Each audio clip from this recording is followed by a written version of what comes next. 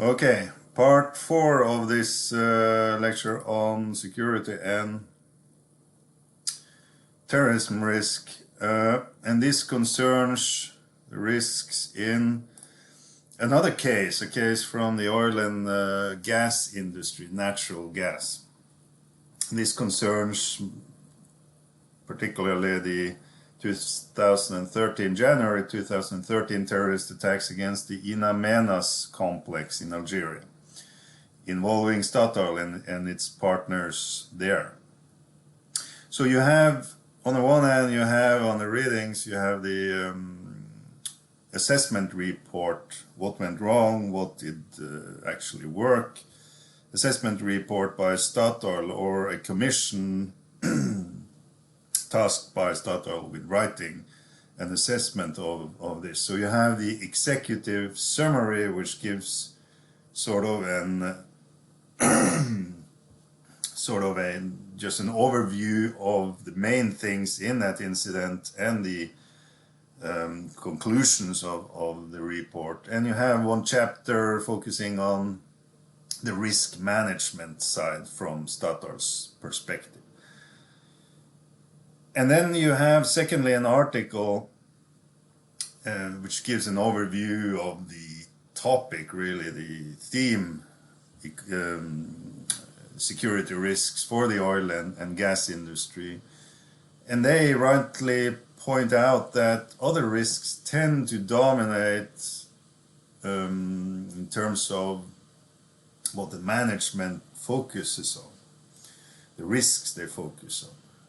Economic, financial, technical risk, the oil price, for instance, often take precedence over other things, or the risk of not finding oil or not being able to extract them. So there's a lot of technical, economic, financial issues that normally take precedence over other things, even in high-risk areas. One of the problematic stories about 2013 in Amenas was exactly that it's easy to downplay the security risk side or geopolitical risk side. So, even though there are some companies such as BP, British Petroleum that is, that have a more complex security system in place, the In Amenas attack shows how important it is that international oil and gas companies expand their situational awareness.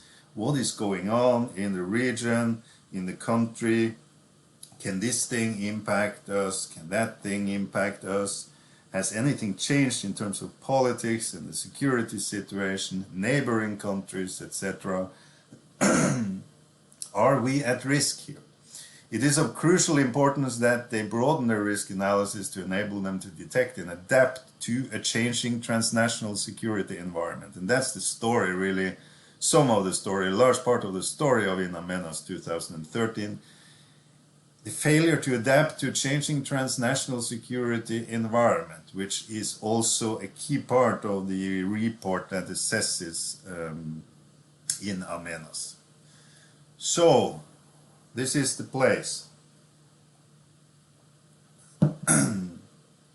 These are oil fields, gas field, and Statoil, which is now called Equinor. I'll mostly use the old name, Statoil. They operate in this area. So this is the area that were attacked by terrorists. And then you have other, of course, gas fields and etc. And Northern Africa in general, Libya, Algeria in particular, these are petroleum-rich countries. So that's really their basic export income comes from either natural gas or oil or both, as in Algeria. If we go to we're located in Northern Africa here. So this is Algeria. Statoil also operated at the time and still does, or still have ownership in Libya.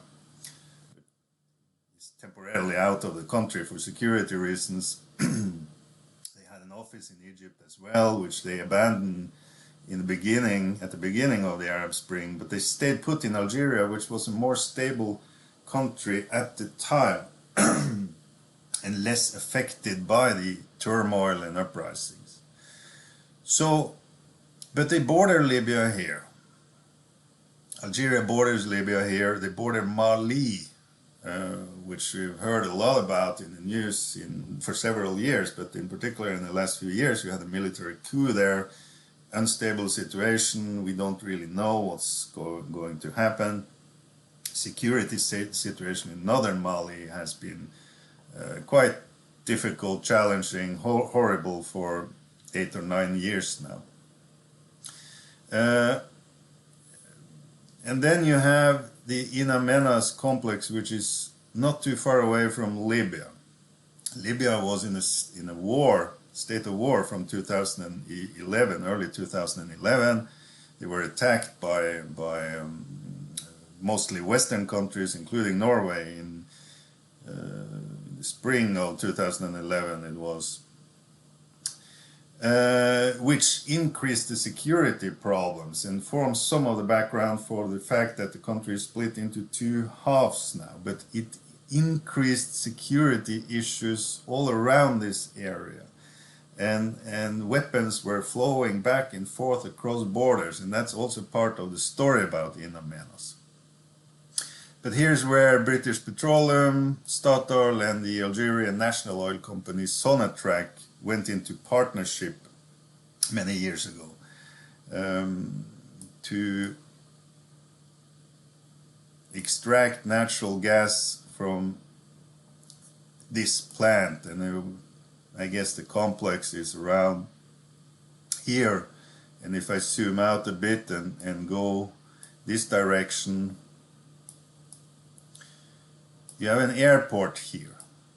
And that's also part of to operate in Algeria and to operate in other areas as well, other difficult areas.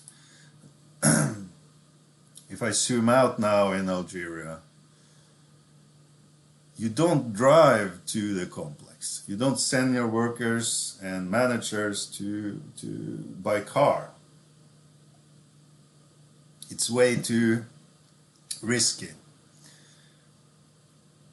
It was extremely risky and deadly in the 1990s. I'll get back to that, the civil war there, but it's still dangerous. So they fly them in from Algiers to that airport in Amenas.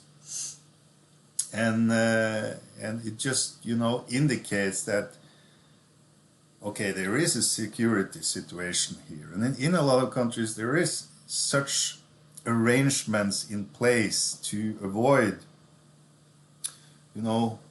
to avoid people getting killed, because these are targets. A year or so ago in Burkina Faso, if we move down to the Sahel belt, just to take another example, you have a big mining industry conducted by international companies there. It was a Canadian company extracting gold at one of these places. I don't recall exactly where in Burkina Faso that was, but you had several attacks against these mines and gold mines and other minerals. But back a year ago, there was some gruesome attack against workers driving in a bus from a city to the mine in question. They were attacked by a group affiliated with the Islamic State and executed. Dozens of people were executed, workers, local workers in this case. They weren't flown into the mine in helicopter because that's too costly in this case. The management, the Westerners, were flown in. And that case also indicated and created a lot of anger because, why are Westerners treated, better than local workers? It was the local workers who got killed eventually. So that's a parallel story, and that was a horrible attack, as was in Amenas. So we're in Algeria here. And what concretely happened then in January 2013 was that you had a group of terrorists storming into the plant, and the end result was 40 workers killed. And this was a situation that, as in Mumbai, it evolved and it continued to take place over a space of time. I don't recall how long. It was a couple of days or 3 days, something like that. And it dominates the news all around the world. This is the biggest, at least one of the biggest attacks ever on the oil and gas industry. And you can follow the news,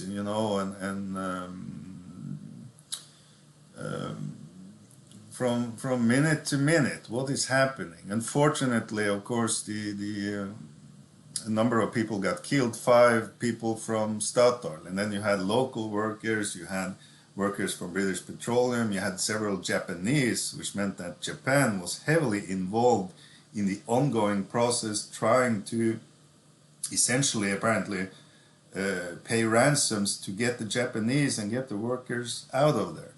But the group wasn't, in this case, interested in, the monetary side of it. 32 heavily armed terrorists. And they were led by, it was a group called Masked Brigade, led by Mukhtar Belmokhtar, who used to be affiliated with Al-Qaeda. You have a lot of these groups operating in various places on Earth, including in this area, in the Sahel or Sahara area. And there's some fluidity in terms of membership, group names, affiliation. Sometimes it pays to be linked to the brand name and the organization skills of Al-Qaeda. But this group moved or operated essentially on its own, one thinks, and had instituted several attacks, kidnappings, mostly for monetary reasons. Kidnap, the group company pays a ransom, you release them, you finance group activities. But in this case, it was something else going on. The symbolism, the news coverage, the pressure this might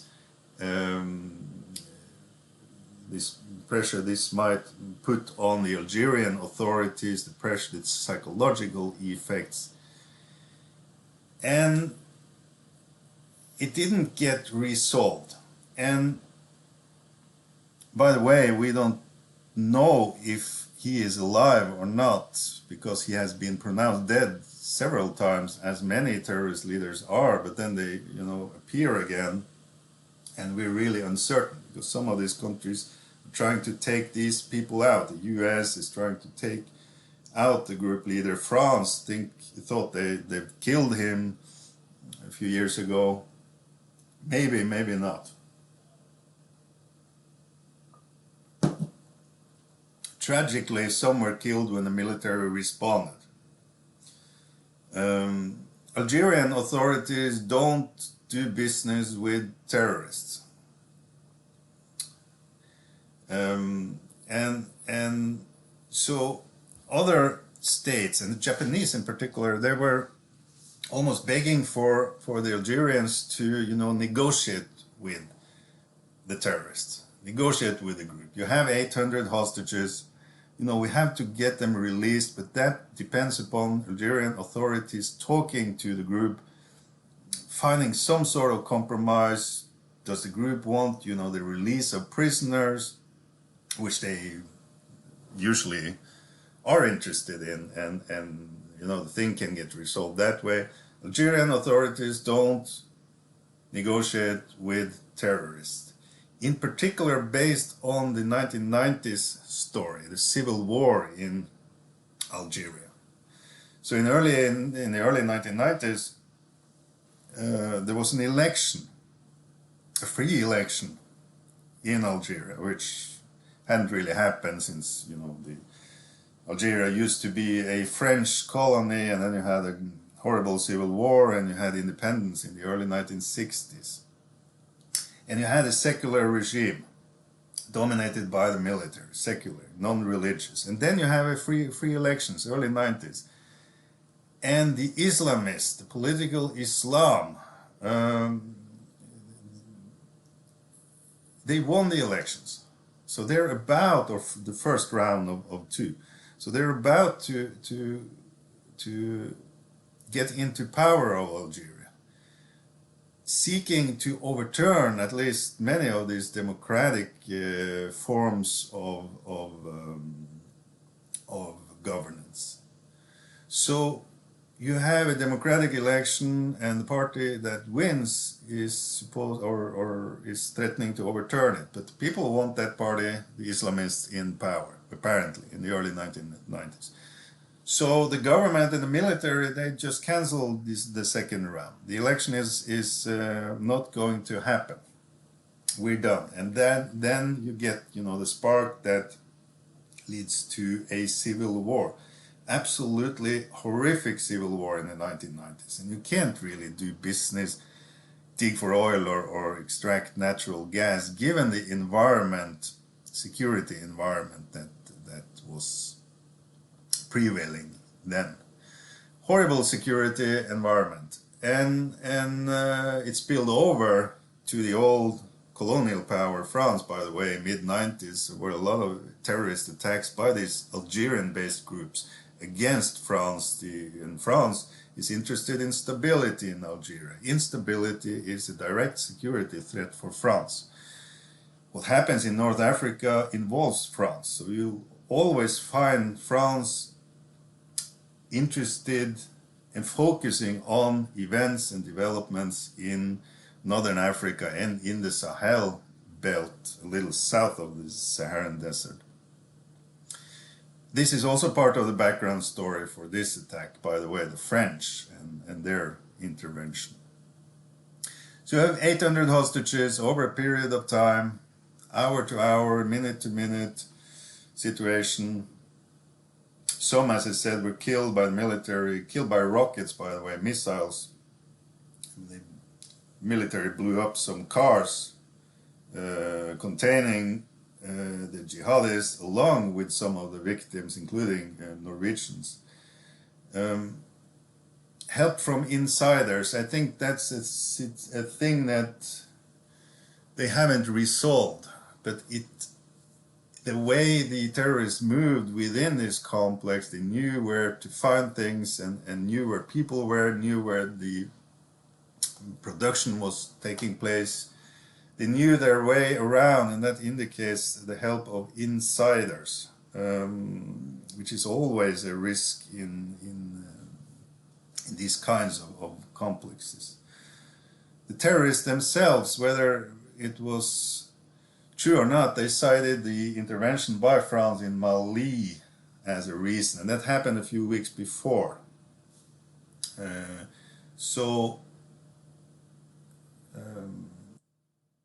Operation Serval was the name of the operation, and Mali is the neighboring country of Algeria. So if you go to late 2012, you actually have jihadist groups taking control over vast spaces of the northern territories in Mali, together with sort of an alliance with local groups, non-jihadist, Tuareg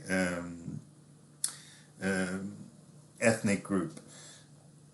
So you have the scope and possibility of jihadists controlling this whole area here and threatening Bamako, the capital, eventually. France can't tolerate that and intervenes militarily to fight back against the jihadists. That's Operation Serval. And France has continued their operations in that area, Niger, Mali, Burkina Faso, along with the Americans and some other Europeans. But the point here is that this was cited as a reason for that group to attack In Amenas. And it happened almost simultaneously. So you have the intervention by France, and then a couple of weeks later you have the attack. But you don't know, because sometimes you use this as a pretext or justification, rationalization for attacking. There's a number of possible reasons why such a complex is attacked.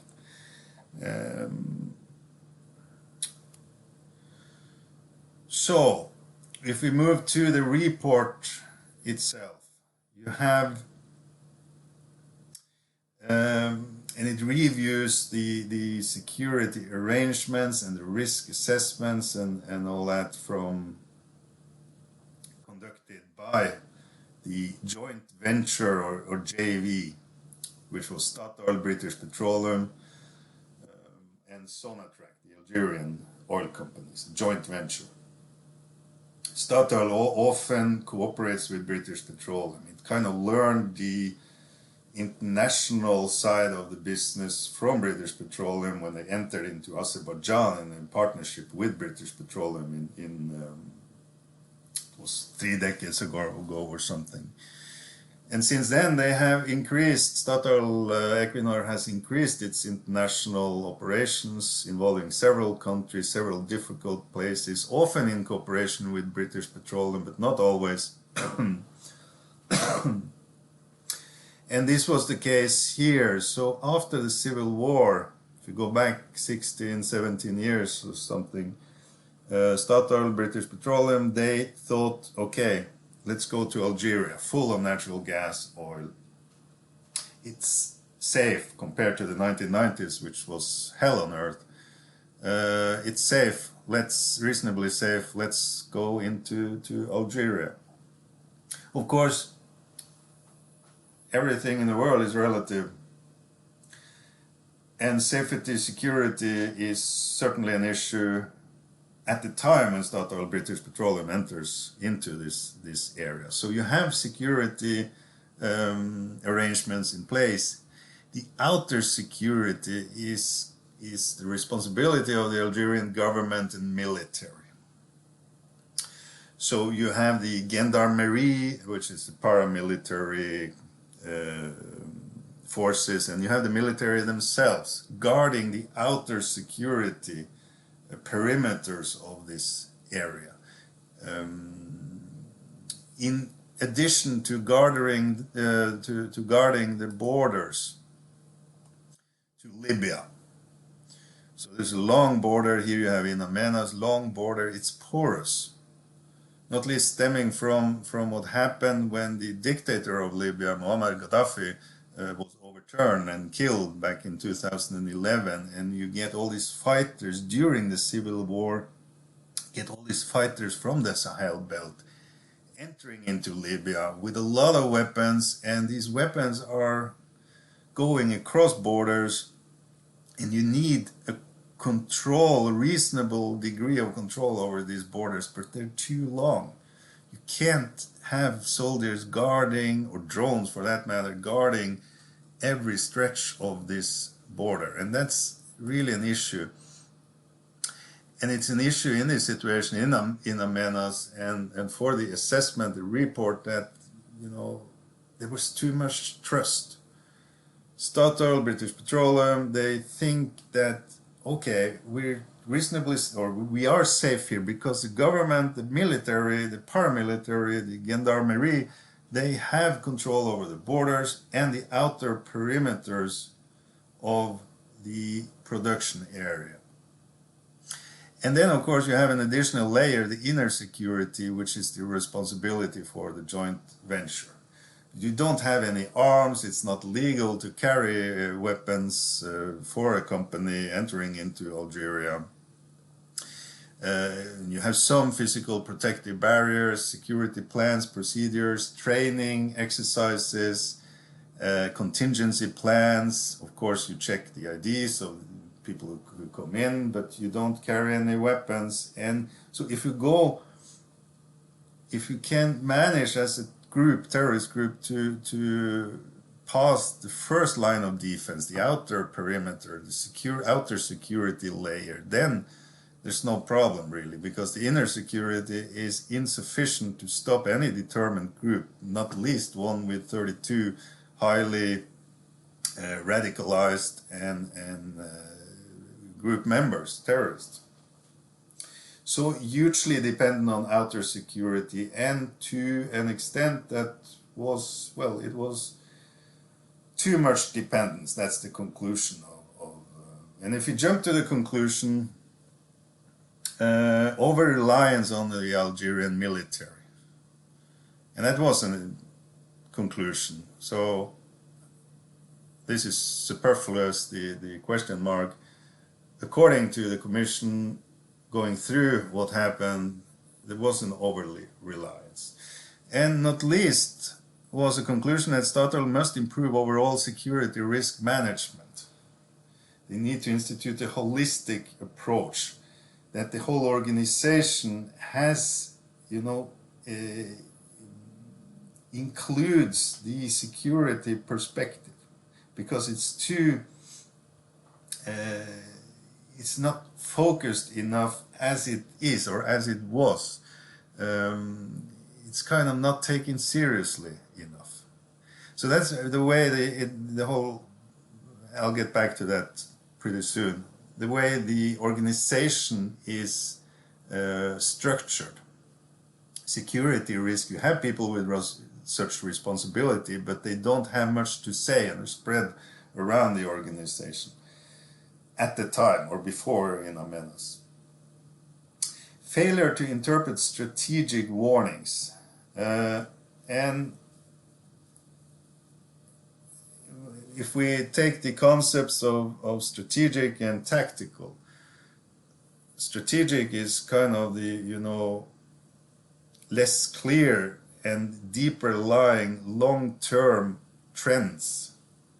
Tactical is what happens now.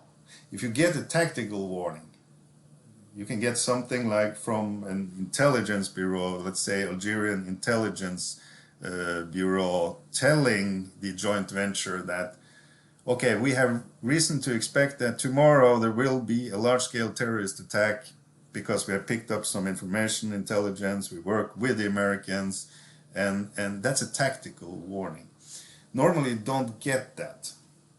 So if you go to 9/11, for instance, CIA and the FBI, Internal Intelligence Bureau and Federal Police Bureau in the US, they did get strategic or long-term warnings that something might happen. The groups, Al-Qaeda was there were increasing communication. They might be planning something, in a month or in 5 months, 6 months. That's, the basic trends and warnings, strategic warnings. But the intelligence authorities in the US did not receive any tactical warnings in the days ahead, at least not very specific ones, that something will happen on 9/11. And the same is true in most situations, that you don't get, these tactical warnings that something will happen in the space of a few hours. But you often get these strategic warnings that the security situation in general has become worse. And these warnings, of course, include something like the 2011 or 2010-11 Arab Spring. Something fundamental changes in the security situation of the region. You have the uprising in Tunisia spreading quickly to Egypt, which has a revolution, and then all other countries like Yemen and Bahrain and Syria and the Egypt situation goes from bad to worse, and then a little better and even worse. Libya is collapsing into civil war. Of course, this will affect Algeria in some way or another, even if Algeria is a relatively stable country that hasn't felt, as much effects from the Arab Spring events as some other countries. So you have a civil war in Libya, and that's perhaps the most important external thing along with Mali. You have a civil war and these weapons flying, porous borders, lack of effective governance, centralized governance. You're back to a tribal sort of society where groups are fighting each other for eventual political control, long-term control. Terrible security situation in the neighboring country. Jihadist control in northern Mali, as I said, that's not making the situation better, and it should function as a clear warning, not that something specific is going on, but that the general level of risk has risen. And then you had some specific threats by the group and by Belmokhtar in December 2012, a month before the attack. You had some specific threats against such economic interest production plans. Having said that, I mean, one positive thing about this was, according to the Commission, was that Statoil's emergency response was effective. That means when that terrorist attack happened, what Statoil did immediately was to get into motion the plans and structures that were supposed to enter into effect. You can say that, okay, it's too late because, you know, the attack has happened, but it's still important and positive from the perspective of the Commission and from the perspective of Statoil that part of the whole situation actually worked. But beforehand, the risk assessment, the strategic warnings, they didn't lead to, you know, too much in terms of specific changes to the security management of. So, if we go to the Statoil as a company, how it is organized, who is responsible, tasked with managing, mitigating security risks. The conclusion states that Statoil does not have a holistic approach to the organization and management of security. In most cases, security is a small part of broader health, safety, and environment positions. It's not moved to the top of the agenda, it's pushed down. That's really a message, and one for which few people in those roles have particular experience and expertise. As a consequence, Statoil overall has insufficient full-time specialist resources dedicated to security. While in-house security expertise clearly exists, it is dispersed and not effectively utilized. So it is an organizational problem, according to the conclusions.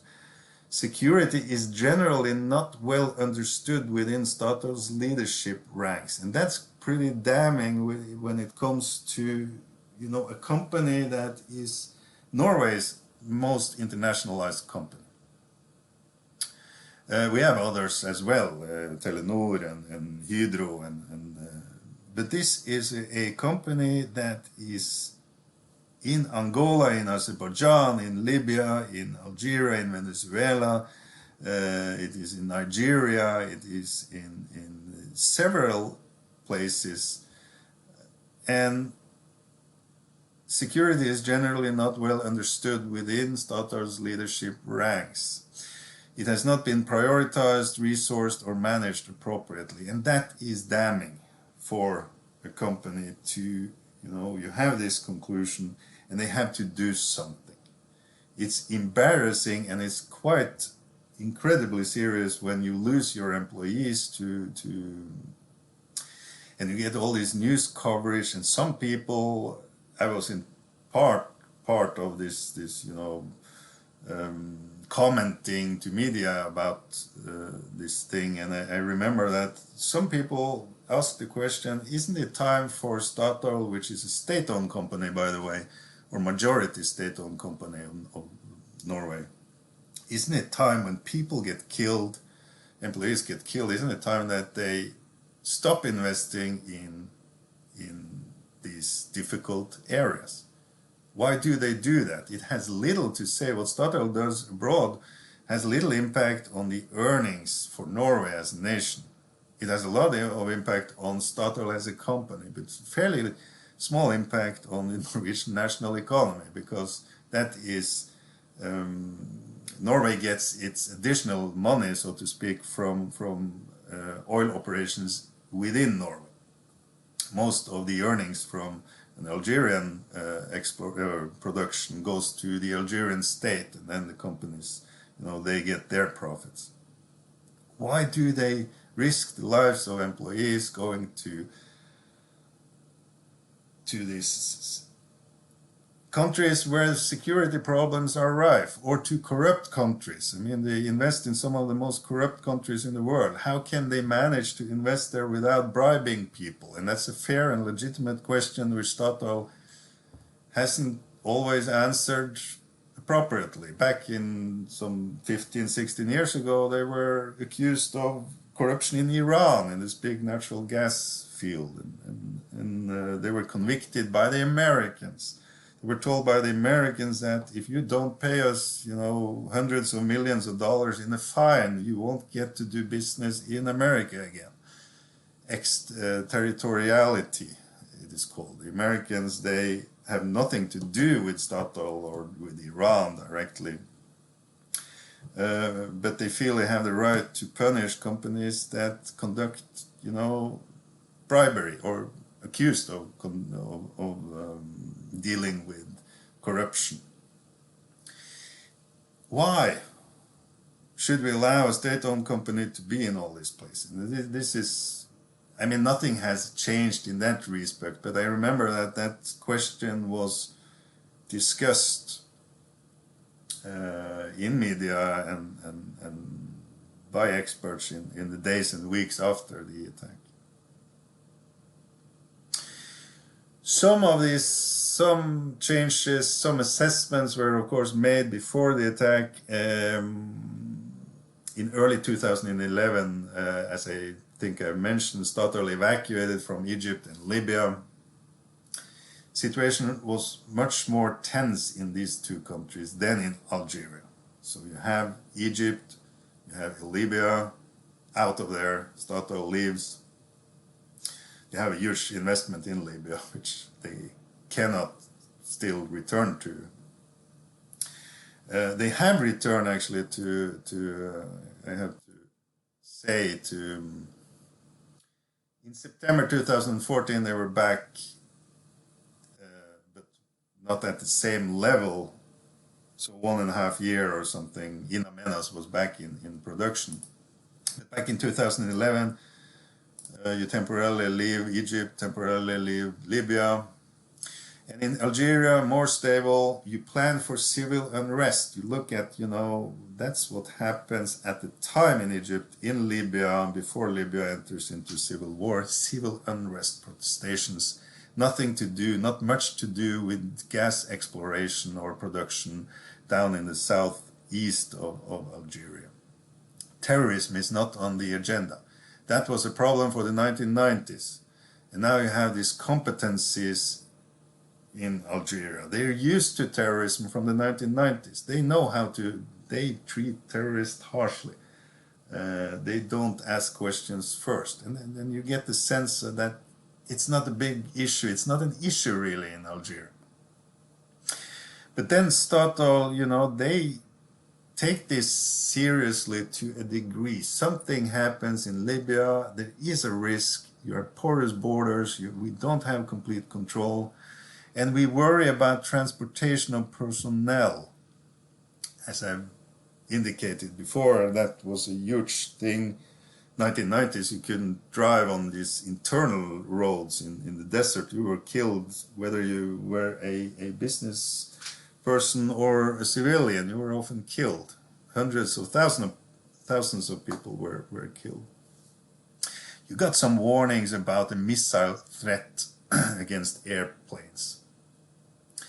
um, which is a worry, in particular when you land and when you take off, because that's where many missiles can reach the plane. Only the big missiles, you know, the Russian-produced missile can go to airplanes flying from the Netherlands over Ukraine, and because planes are flying, passenger planes are flying really high up in the air. But when you land and take off, there's a risk, which previous examples have from other areas have shown. You had one in Mombasa in Egypt a few years ago with an Israeli plane carrying tourists, and you had Al-Qaeda firing a missile towards it, but it missed, luckily. But that threat was deemed not to be credible. Statoil felt it had a good understanding of the Arab Spring, but it might have been, as I also said, an insider job to a certain extent, considering the movement, the ease of movement, and the apparent knowledge of that the terrorist had of the plant. So, and you had an interesting warning. Statoil have their own group, and they had their own group focusing on mostly reputational risks, but also country risks in a larger perspective. But they often buy, and they do that, they buy assessments, they use these risk consultancies, geopolitical risk analysis firms, they buy reports and specific analysis and try to get the opinion of several competent institutions. In particular, if you're in a difficult environment. One such report they received in July 2012, full with strategic warnings that this situation has changed now. The security threats from weapons proliferation, that was one clear thing linked to the to the war in Libya, not least. A lot of weapons back and forth. And weak state capacity. Libya again, Mali again, not necessarily Algeria itself, but these things spill over. It will be difficult for governments, investors to predict or manage with clear indications that the security forces' capabilities are being placed under strain. There's too much going on. So you go from a situation in, let's say in 2009, where these countries are stable. You have Gaddafi, the dictator in Libya. There's governance in Libya, there's control in Libya, there's authority in Libya, and there's stability in Libya. That's not the case in 2011. So Algerian security forces, military, they have something else to focus on. And they're not necessarily resourced to manage that situation. The same with Mali. Maybe it's never been fully stable or fully governed, in particular in the northern areas, but you haven't had this jihadist real severe threat, and now you have that. So capabilities are being placed under strain. The ability of security forces to manage threats in the far south resulting from regional dynamics. The dynamics have changed. Libya, Mali, Arab Spring has changed the dynamics. Should be monitored closely, given the limited but credible prospect of a spillover. There's always a risk of spillover when countries, your neighbors, collapse into the southern oil-producing regions and Algiers, which is the capital by the Mediterranean. Regional political and security dynamics give rise to the credible threat of a one-off high-impact terrorist incidents in the oil-producing provinces. So that's more of a specific, not a tactical warning, but you know, they point to, you shouldn't exclude this, that something dramatic can happen with, given all these, you know, regional dynamics and weapons flowing and governance disappearing, countries in instability, neighboring countries. even if this would be unlikely to constitute a sustained campaign, so you wouldn't have, you know, we're talking about a one-off high impact. It's not a prediction, it's kind of an assessment of the overall security environment. This might happen. One of the problems is that you get all this, you can't pinpoint, you don't get it at the tactical level. Sometimes you get conflicting messages about strategic issues. What should you take seriously? What is noise and what is not noise? The Americans, to use 9/11 as an example again, they know this pretty well. There were a lot of indications before 9/11 that the intelligence bureaus and the CIA, they had the information of it's a puzzle, and you get some pieces that indicates, you know, something might happen in the not too distant future. But at the same time, there's so much information, so much noise, so many things that aren't credible. So it's hard often to separate what is credible, what we should take seriously on the one hand, and what is really noise on the other. And the same thing you might say here as well, even if the conclusion is that Statoil did not sufficiently take seriously the overall security environment and the changes stemming from these quite dramatic things in Libya, Mali, and Egypt, and the Arab Spring in general, and jihadists problems in general. So to really sum up this, when it comes to, you have the conclusion by the report and what has happened, what has Statoil done. They're back in Algeria. They're not back in Libya. They're back in Algeria though, and they now have a more dedicated unit based in London focusing on security risks, in particular in the Middle East and North Africa. And so now they have taken that part of the conclusions of the assessment report. They've taken that and they've figured out that we have to have a core group dedicated to security issues, not dealing with, you know, reputational risks and ordinary political risk and government regulation risks and all that. And we can't, you know, stuff these things down and deprioritize it. We have to have a dedicated unit of skilled people, analysts and former intelligence officers, and etc.